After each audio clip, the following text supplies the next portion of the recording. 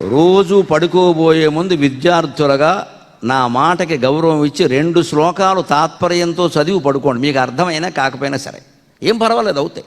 2 ఎక్కువద్దు, 5 నిమిషాలు కూడా పట్టదు.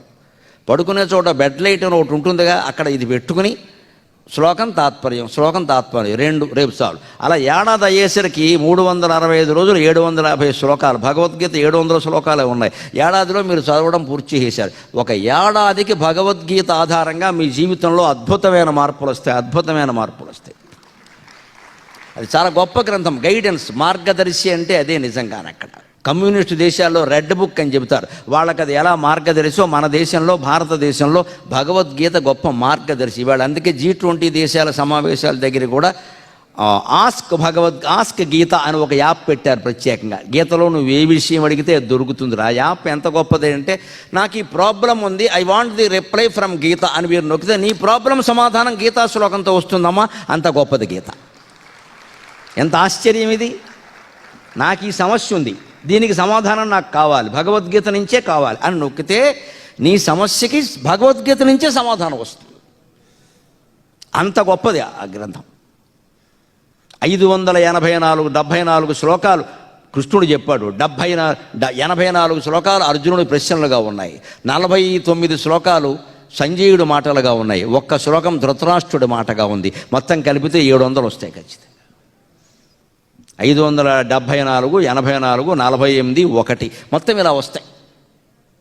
ఇందులో నీకు ఏదైనా, నాకు ఆర్థికమైన సమస్య ఉంది, నాకు డబ్బులు లేవు, దారిద్ర్యంతో ఇబ్బంది పడుతున్నాను, నాకు ఇంత డబ్బు కావాలి అంటే నొక్కు. భగవద్గీత నుంచే రెప్పలు ఇస్తున్న డబ్బు సంపాదించే విధానం ఎలాగ ధర్మంగానే. కానీ కష్టపడమంటే కష్టపడాలి, కష్టపడకుండా రాదండి ఇది కూడా.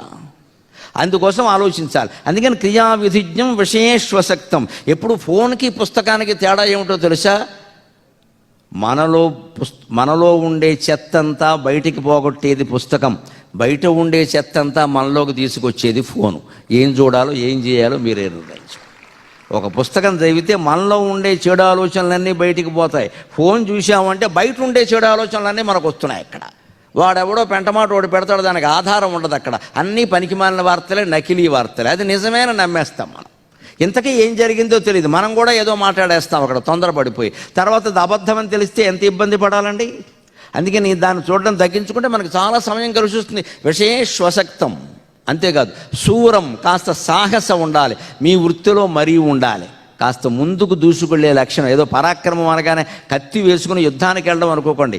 పరాక్రమం అంటే ఆక్రమం, ఇతరుల కంటే ముందు నడవడం, చొరవ, ఇనీషియేషన్ అంటారు. మీరు దాంట్లో ఇనీషియేటివ్ అంటారు. కాస్త చొరవ తీసుకుని మాట్లాడమంటే నేను మాట్లాడతా అని లేవాలి, పని చేయమంటే నేను పని చేస్తానని లేవాలి. దాన్నే శూరం అంటారు. శూరం, కృతజ్ఞం. అంతేకాదు మీకు చదువు చెప్పిన వారి పట్ల, మీ తల్లిదండ్రుల పట్ల, మీకు సాయం చేసిన వారి పట్ల, మీ విద్యలో మీరు ఎదగడానికి కారణమైన వారి పట్ల మీకు పూర్తి కృతజ్ఞత ఉండాలి. ఆ కృతజ్ఞత జీవితం మొత్తాన్ని కాపాడుతుంది ఖచ్చితంగా.